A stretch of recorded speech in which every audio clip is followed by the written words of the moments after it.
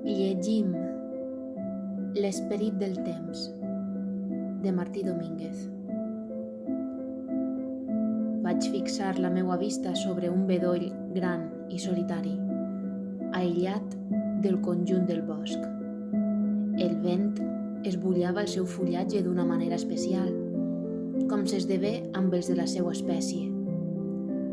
Tot allò era puresa gènica, majestuosa i envejable. Per què no podíem intentar el mateix amb l'espècie humana? Ser tan bells, purs i perfectes com aquella papallona o com aquell noble bedoll.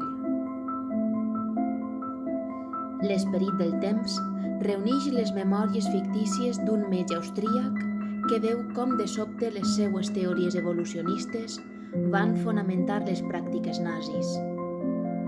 Al mateix temps, es qüestiona per què persones formades, cultes i llegides com ell arribaren a aquella falta de sensibilitat moral, orbs davant de la barbàrie.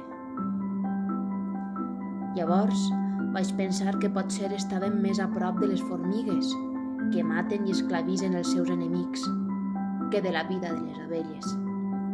Formigues que conquisten nous territoris i exterminen les espècies autòctones, sense pietat, mogudes per un instint d'ordre superior, d'una ferocitat implacable que les fa insensibles al sofriment aliè. L'esperit del temps, una obra imprescindible. Llegim.